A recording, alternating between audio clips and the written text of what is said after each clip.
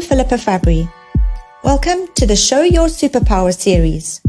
Conversations with engineers, entrepreneurs, creatives, founders, scientists, thought leaders, disruptors, and warriors. Here to provide insight into what differently able children can become, given the right environment, teachers, and parenting. Because just asking the right questions and listening to what our children need can turn real challenges into superpowers that can change their world. Here we go. Hi everybody, good evening. It's Wednesday night and welcome to Superpower Series Q&A with myself, Philippa Fabry.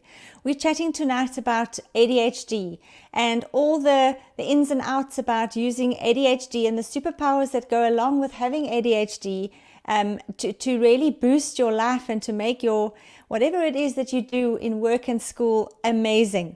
We're going to start with a little quote. I think it's a quote, but it's all about kids who have ADHD that are often labeled naughty, lazy, cheeky, argumentative, and who end up either hating school or being bored to death because the way the teachers manage their classroom or his or her learning style does not allow the ADHD child to use his or her superpowers. If that resonates with you, please stick around because we're going to give you some real sort of insight into what it means to live with ADHD. We hope that you will send in some questions or comments, that you'll share your stories with us this evening, and that we can really delve into this condition that is often given the rap and given a negative connotation, when really if you just flip the coin and you look at ADHD as a superpower cape or a superhero cape rather than a diagnosis.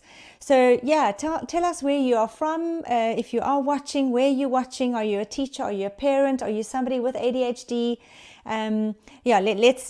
Let's delve in and just see how we can discover the superpowers together.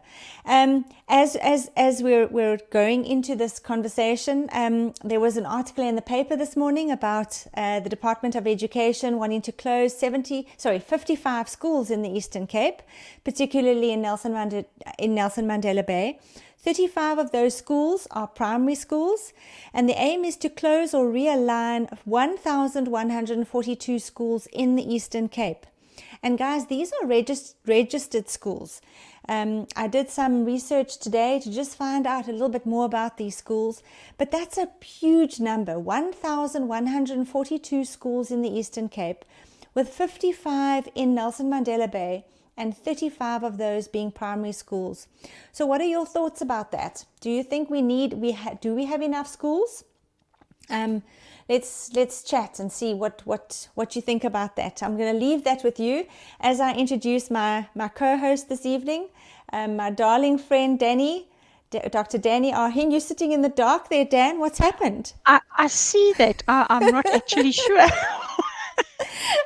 I was light and bright and now no, we don't. I was light and bright and now it's dark. Now it's okay. So your words will just be full of brightness and you'll be a shining star as you share your pearls of wisdom. A little bit better. Are you there? We can see you. We can see a sort of silhouette, okay. Beautiful silhouette. So everybody, my name's Philippa Fabry. I'm an education consultant here in Port Elizabeth. Dr. Danny Arhin is a colleague of mine. She's also a remedial therapist, an avid researcher, also doing consultations with parents, helping parents to find solutions for their children, and often online lessons and helping children with their remedial with any remedial issues that they might have. So we're looking at ADHD this evening. Hey Chantel, I think the school closure issue is going to be a terrible thing and will continue to disadvantage our learners. Yeah, it's something that I got quite a shock when I read that, because we're seeing overcrowding in classrooms, and already we're seeing schools being oversubscribed. And now we're closing 55 schools. So we don't really know where this is going, but watch the space. I'm going to see if I can find out a little bit more about this issue. But yeah, ADHD. So we're looking at ADHD. The definition of ADHD is that it is a complex neurological condition caused by low levels of certain neurotransmitters affecting 4 areas of our brains. The first area, the frontal cortex, which is the one in the front, this part here that controls high-level functions like attention, executive function, and organization. ADHD also affects the limbic system, that's a little bit further back in the brain, and the limbic system regulates emotions and our attention. Then you have the basal ganglia, that's more towards the back, causing interbrain communication and information to short circuit, resulting in inattention or impulsivity. And then the reticular activating system, that is the major relay system among the many pathways that enter and leave the brain. And the deficiency here can again cause inattention, impulsivity, or hyperactivity. So you can see how why we say ADHD is a complex neurological condition, because it affects different areas. It affects these 4 areas of the brain. But we're not here to talk about ADHD as a condition. We're here to rather talk about all the sort of additional issues that come along with having ADHD, and the fact that ADHD, we think, is a real superpower. So Dan, do you want to take us through some of the superpowers that you've noticed with a child or somebody who has ADHD?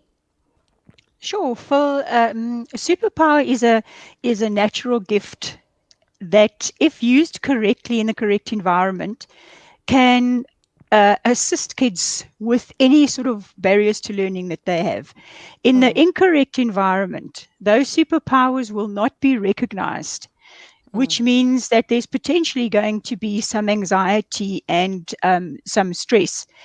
A fun activity to do, it doesn't have to be a teacher, you can be a parent watching, is to ask your child, if you had superpowers, what would your superpower be? And the information that the kids are going to come out with, the imaginations, it's just unbelievable. There's a little girl she's 7 years old, in Colombia, was asked that question.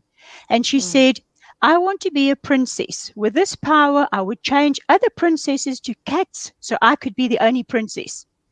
And that is how kids think. And very often we try and move them away from it. Say, no, that's nonsense. You can't let them investigate and explore their own world. Because as soon as we help kids to identify their superpowers, we help them to work towards not being defined by what they can't do. Because very often that's what's happening. I'm just going to put this picture up as we go through the different superpowers, just so those watching can see where we're going with this. So we speak about creative problem solving, increased willingness to take risks, strong intuition, boundless energy, large imagination, increased curiosity, a great sense of humor, laser focus on enjoyed activities. Talented, I can't see because there's a banner going along the bottom. So if we can stop the banner, then I'll be able to read. Talented multitasking, enthusiasm, and then accepting.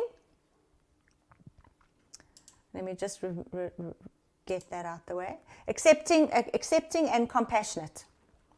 So what we were going to do, guys, is we're going to go through each one and give you some examples of where that is actually, where we see kids using that in the classroom.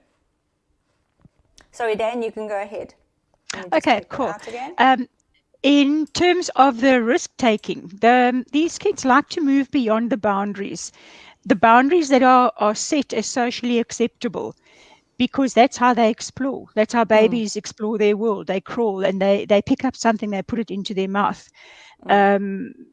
That's how they are exploring their environment. That curiosity, we often crush that. And kids who have a superpower that's linked to that curiosity is, what's going to happen if I do this? Then they're going to generally try and do it and see the outcome. It's either going to work or it's not going to work. Like adults, generally speaking, with devices. You're too afraid. Well, I'm too afraid to press a button in case I lose something that I've been typing. Or kids are not afraid to do that if they have that superpower. They will explore it. It doesn't matter if I go off the page. Who says we've got to color in between the lines anyway? Yeah. In terms of this intuition, these children have got the ability to know and understand something without actually thinking about it. They have this intuitive ability that surpasses a lot of adults, and it needs to be they need to be guided and given the freedom to explore this. In terms of their energy, we spoke about the babies earlier on. That's again how they explore their world. They move around. Movement is very important. And it allows them outside to move around without the restrictions within a classroom environment, because we expect them to conform. You sit still, you sit at the back, and you've got to take this information in. End of story. Otherwise, we do some group work on the mat. But very often, that is not enough for kids who have ADHD, who have specific powers that allow them to learn differently, because that's what they do. They are learning in a different way. They prefer to work hands-on. And I mean, we know that if you are doing something physically, you learn that a lot quicker than if you're having to just hear it. So these kids enjoy that. That's the laser focused activities that they enjoy, because it allows them to explore and they're not afraid to experiment. They have a really good sense of the humor. It's well developed and surpasses their peers. So often they would see humor in a situation that their peers don't see. That could cause a bit of frustration for them, but they have the ability to move on. For many kids who have this superpower that's linked to what makes that child, they are exceptions. No, they are accepting and they are compassionate towards others. So they enjoy the group dynamics because they can feel intuitively, they can feel the emotions that their peers are experiencing. And that allows them then to, perhaps because they generally have strong leadership abilities, that allows them then to, perhaps if it's a group activity, include that little person that is sitting there that never gets a chance. Because often we underestimate what these children are capable of doing, or what children, if they have these abilities, we've got to help them to develop it rather than be ashamed of it. Yeah. Yeah, I mean, I see that so much in terms of the entrepreneurs and the people that I know who are those sort of, they are on that ADHD spectrum. And they are definitely those compassionate empaths, those people who think out of the box. They're not scared to take a risk. They are the ones that are going to go and try something, even if it means that they might lose a bit of face, or they might make a mistake. They will go and do it. They're not scared. They are, as you say, they have this boundless energy. People say, I don't know where you get the energy from. But it's just part of who they are. The sense of humor. And as you say, this laser focus, this hyper focus. So my guest last week was Darren Clark, and he came on. He's an avid photographer, a very, very keen photographer, but he's also a dyslexic and has ADHD. And he says that when he goes out into nature and he takes his photographs, he doesn't take photographs on his phone. He needs the camera and he needs the lens to look into, because that allows him then to hyper focus in that moment and not be distracted by what's going on around him. Looking in that camera means that he can then turn off all the other distractions around him. So his camera is his way of hyper focusing with his ADHD. Although he says he's also one of those dreamers. He was the kid in the class that would sit and stare out of the window and imagine all these different kinds of things. He was that kind of ADHD person. And then also we know about our kids, you often, I'm sure you, Danny, as well, parents will say, well, you tell me my kid can't concentrate, but put him in front of the television or put him in front of the computer and I can't get him to, I can't get him away from it. It is Yeah. because, again, the computer is drawing him into that world. And it's that allows him to hyper focus and become one with that, like Darren became one with his camera. The child becomes one with that television or that PC. Any kind of programmer will tell you, or anybody that works with computers will say, when I'm busy, time stands still. And I actually don't realize that I've been doing this for 4 hours or 5 hours. It just didn't feel like that. And then, of course, we all know people like Cameron van der Berg and Michael Phelps, the swimmers. They obviously, again, when they're in that pool and they are focusing on their swimming, nothing else matters. They just swim. And they can then develop their superpower, which is their swimming and their energy to be able to do those lengths and keep up with that. So, yeah, I'm sure, Dan, you might have some case studies as well before we get on to our Captain Underpants story. And folks, if you do know, if your children do love humor when they're reading, and if you are wanting to encourage your children to read more, Captain Underpants. We're gonna show you towards the end a little clip, and he speaks about his own experience of having ADHD and dyslexia. But yes, I don't know, Dan, if you have any ideas. You were telling me about a little boy and having to sort of be removed from the class, but in a good way, so that he could get on with his work. Do you want to share that story? Sure, it's a lovely story, actually. It's how a teacher had to think out of the box, use her superpower as a teacher to assist this little guy. He was on the spectrum and was bouncing all over the autistic spectrum, and she had to make a plan because he wasn't learning effectively and it was impacting on the other children in the class. So he was in grade 3. She took his little table out and she put it in the passage right at the door where he could still see her as she was teaching. And then, obviously she'd pop out every now and again, but she'd made a beautiful little notice. It was like a card, and she'd written on there, I am not naughty, I learn differently. I mean, obviously the wording is slightly different, but this was the essence. I am not naughty, I learn differently. I'm sitting here so that I can understand my teacher better. Something to that effect. So that if anybody walked past in the passages, schools often have Why are you well, sitting not out now, here? but Yeah.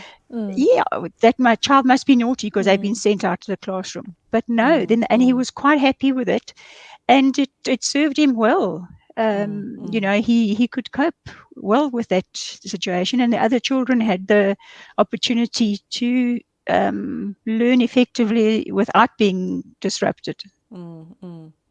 Yeah, and it is difficult when you're a child with ADHD and you need to move, whether it's jiggle your leg or bounce your foot up and down or tap a pencil or anything like that. It's difficult to be allowed to do that without distracting other people who need peace and quiet Yeah. and no distraction. So I understand that a classroom with all these different little people must be a very difficult environment where you're trying to cater for everybody's needs.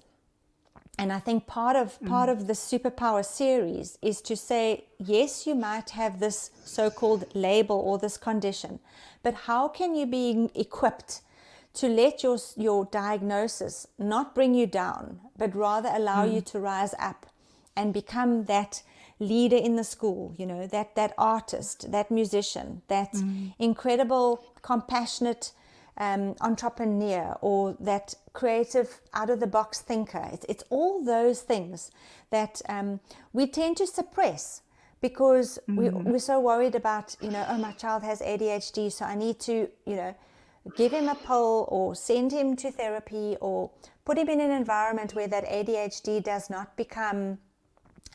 affect everybody else. And I do get that. You and I, Dan, we've both been in a classroom where, you have this little kid and you kind of think, the day that kid is absent, it's the best day for everybody because there just isn't, there aren't any issues because, let's face it, ADHD does come with a whole lot of other things like aggression or irritability or lashing out, or they just can't sit still. But I think the whole point of these talks is to just let's be aware, but let's also see how can we bring a child out of their own to be the best version of themselves. I also read something about and I'm probably going to get it wrong, but if there's a child that's climbing the walls, remove the walls, and then there isn't an issue. So again, our classrooms can be very confining, 4 walls, a couple of windows, everybody in their row, everybody in their desk. But the minute that classroom moves outside or moves onto the sports field or moves into the hall or moves into a different environment, the art room, the music room, the phys ed space, there's a whole different dynamic that can occur. So yeah, I think it's an interesting conversation. There haven't really been any questions, but guys, we've got sort of a few minutes left. If there are any questions about ADHD, specifically about using your ADHD as a superpower, or how to bring out your child's superpower, now's your chance. Before we finish off with a little video for Captain Underpants and what he has to say. Zukis was talking about the school issue. My child could not get a school in East London because of flooding. The backlog ran 3 or 4 years behind, meaning that you have to apply for a newborn if you want. Yes, Zukiswa, that is definitely an issue. You have to apply for a school when your child is born, not the year before they start grade 1. It is an issue. Obviously, East London is one of the towns that is better, or Port Elizabeth is one of the towns that is better in terms of number of schools when I compare with East London. Okay, so Zukis, I presume you're in East London, Zukiswa. But like I said, I am going to investigate this issue. I'm not too sure exactly what the plan is. But I would like to find out a little bit more as to why this is happening. Obviously, if a school is dysfunctional, then there needs to be some help. The building is there, the kids are there, the desks and the chairs are there. Maybe we just need to explore what is happening there. But yeah, watch this space, and we'll see. Dan, is there anything to add? How can people get hold of you, Dan, if they need to have a consultation with you? For my email address is Hallack, Hallack, at I think we've still got it there. Yeah. I think you have. polka.co.za. Okay. And the services that you offer, Dan? At the moment, I'm working with children who struggle very specifically with reading, phonics, spelling, but it's reading comprehension. It's not just reading on its own. So that is my focus at this stage, ranging from grade 1 up. So I don't do language study as such. It's the focus on the reading comprehension and phonics or spelling. Okay. There was a question, what signs would indicate that your child has ADHD? Sure, Chantal, there's so many, but it's generally, there's 3. It's the impulsivity, the hyperactivity, or a combination of the 2. Those are the 3. You either have ADHD with inattention, ADHD with impulsivity, or ADHD with a combination of the 2. The hyperactivity is also sort of thrown in there too. They normally say children with hyperactivity, it's almost as if you cannot switch them off. They just go, and then at the end of the day, they just crash. There is no fast or slow, it's just fast. There's just one speed. Mary, can you tell my ADHD supervisor had my phone? Right. Carrie, sad that I missed this. I'm doing my teaching practical with a full spectrum child. It's hard work, but I've made it my mission to try and make her... Okay. Carrie, I would give Danny a shout. She's done her PhD on, I know she's done a lot of research. I know you did your PhD on child sexual abuse. Right. The master's was spectrum. Explored a lot. Yes, your master's was on autism spectrum disorder. Yeah. Okay. Sure. Well, can I important. Yes, go ahead. No, carry on. No, what did you want to say? I wanted to say, there was a mum, I think it was Chantal, who asked about how do you know if your child has ADHD. I think what's very important is to be able to differentiate between, does my child have ADHD, or is he or she just a normal little boy or girl that has the energy that a 5 or 6 or 7-year-old has? Because I 100%. think that's very muddied often. People are not sure. Is my child hyperactive? No, your child's not. Your Is it child is normal? being Yes. exactly. Yeah. And why do we have break times at school? So that the kids can run around and expend all that energy, because they have to sit still for 6 hours a day. That's why having sport is so important, getting home from school and having a sport where you can just run around and do some judo or play tennis or cricket or something like that, so that that energy is released as well. Very important that mom and dads embrace neurodiverse kids to develop the best. Yes, as I had mom dinner said. Yeah. Yes, so Sean, we spoke about that with Darren last week. The fact that his parents didn't understand dyslexia and ADHD. His teachers didn't understand ADHD and dyslexia, so they thought that they were doing the best for him by putting him into this sort of unit, this outside classroom, where he was sort of just removed from everybody else and given stuff to do, so that he wasn't disturbing or in the classroom with other people. And it is simply just a lack of awareness, a lack of education and ignorance, but we're hoping that was 30 years ago, 35 years ago. So I think teachers have come a long way since then. And I think we are making people much more aware of neurodiversity and acceptance, and just being able to give people the opportunity to shine in whatever whatever position they can. Use your skill sets, use your superpower to do whatever it is that you can do to make a difference in the world. So yeah, I think just to close, next week my guest is David White. So please watch next week. He is an adult on the autism spectrum, also has ADHD, and has a wealth of wisdom to share with us. So come and join in next Wednesday at 8 o'clock.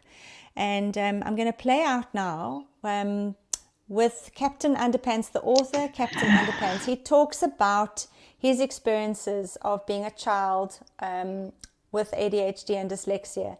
And obviously drawing was his escape. And now we have his beautiful cartoon books. So I'm going to play out with that. But Danny, thank you so much for joining me again this evening. It's been so nice to chat again. It's always good to be with you. Yep. Thank you so much for having me. And thank you so much for watching, everybody. Hopefully you've gained some value from this. Please share. Please subscribe to my YouTube channel and my Facebook page. And we will see you next week. My experience in elementary school was not a very positive one. I was diagnosed very early with what they now call ADHD. Back in my day, they called it extreme hyperactivity, but I was not fitting in very well in the classroom. I was misbehaving a lot. I was the class clown. I was also diagnosed with dyslexia, so I had a lot of challenges growing up in school. I felt very alone in a lot of ways. The experience of having all these challenges in the second grade was very isolating. In fact, literally isolating sometimes, because my teacher would just point to the classroom door and say, "Mr. Pilkey, out!" And I'd have to go sit out in the hallway, usually for several hours every day, where I was separated from the classroom. I didn't want to be known as the kid who was always out in the hall, and I didn't want to be known as the kid who couldn't read very well. So I focused on my drawing. That was one of the things I was very good at. And I drew a lot of pictures, and I eventually started making up my own stories and characters, and pretty soon I was making comics, and so I kind of became known as the storyteller in my classroom. Socially in school, I did pretty well. I think most of the kids liked me, and I liked them as well. It was very difficult being sent out in the hallway, especially for me, being isolated from my classmates so often. But I think being a friendly kid and being able to draw was kind of an icebreaker for me.